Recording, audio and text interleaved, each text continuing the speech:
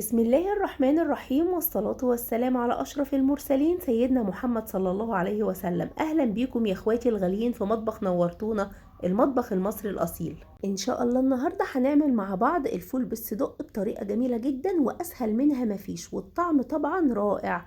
يلا بينا نشوف المكونات. معانا ربع كيلو صدق بلدي متقطع قطع، عايزين تقطعوه قطع كبيرة او قطع صغيرة زي ما تحبوا. ونيجي لأهم حاجة في الأكلة، الفول المدمس. طبعا أنا مدمساه في البيت، حاجة في منتهى الجمال والنظافة.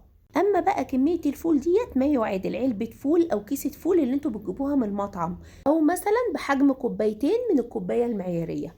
ومعانا 3 حبات طماطم كبار متقطعين مكعبات، قرنين فلفل رومي او فلفل كوبي متوسطين، وبصلايه متوسطه متقطعين مكعبات، ومعلقه صلصه كبيره، وفصين توم كبار مفرومين، ونص معلقه صغيره كمون ناعم، نص معلقه صغيره فلفل اسود، والملح زي ما انتوا عايزين.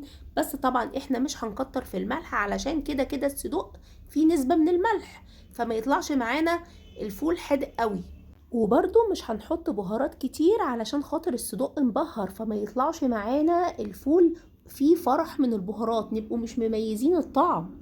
ويلا تعالوا معانا نشوف الطريقة. اول حاجة هنجيب الطاسة او الصينية اللي احنا هنستخدمها ونسخنها على النار، وبعد كده هننزل بمعلقتين 3 زيت كبار.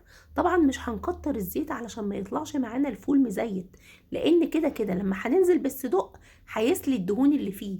هننزل بقى بالصدوق ونديله تشويحة مظبوطة على النار، وبعد كده ننزل بالثوم المفروم، ونشوح بقى الثوم مع الصدوق لحد ما ريحة الثوم الجميلة دي تطلع وتفحفح. وننزل بالبصلة يا دوبك تشويحة، يعني بس البصلة تدبل معانا، علشان مش عايزين الفول يطلع كده تقيل على المعدة ويحمي على المعدة.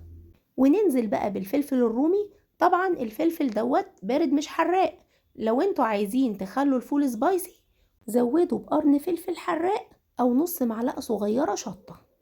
وننزل بقى بالطماطم الجميلة دي ما شاء الله، وعليها معلقة كبيرة صلصة علشان يبقى لون الفول كده غني وحلو. وبعد كده ننزل بما يعادل ربع كوباية مية علشان بس نحل الصلصة، والخليط كده يتشرب في بعضه. وأول ما الصلصة ما تتسبك معانا ننزل بقى بالبهارات. طبعا احنا نزلنا بالبهارات في الآخر علشان خاطر تفضل كده محتفظة بريحتها، عشان لو حطيناها في الأول ريحتها هتروح. اهو نزلنا بالكمون والفلفل الأسمر والملح، وطبعا الملح زي ما انتوا عايزين، بس خدوا بالكم هنقول تاني علشان الصدوق فيه ملح فما يطلعش معاكم الفول حادق قوي. على طول ننزل بقى بالفول. بصوا يا جماعة الفول بسم الله ما شاء الله لونه عامل ازاي، تحفة. ونقلب، وكده هننزل على الفول يعني ما يعادل نص كوباية مية علشان بس يبقى طالع ملحلح معانا، ما يبقاش طالع الفول تقيل قوي. ويا دوبك دقيقة واحدة على النار وخلاص أصبح كده الفول معانا جاهز للتقديم. وطبعا كالعادة وبكل سعادة الواحد ما قدرش يقاوم الريحة الجميلة، ونزلت على الأكل على طول. حاجة كده لا تقاوم، حاجة في منتهى الجمال بجد. لقمة فول جبارة، ريحة رائعة، طعم في منتهى الجمال.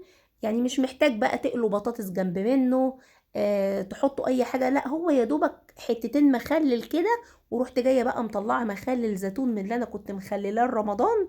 شايفين بقى، بصوا الزيتونة عاملة ازاي، حاجة في منتهى الجمال. الزيتون يتحدث عن نفسه. وعايزاكم بقى تجربوا الفول بالصدق بقى بطريقتي، وتقولوا لي في التعليقات ايه رأيكم. ويا ريت اخواتي الغاليين ما ينسوش اللايك ويشتركوا في القناة، علشان طبعا احنا بيكم يا جماعة هنستمر. استودعكم الله الذي لا تضيع ودائعه. سلام عليكم.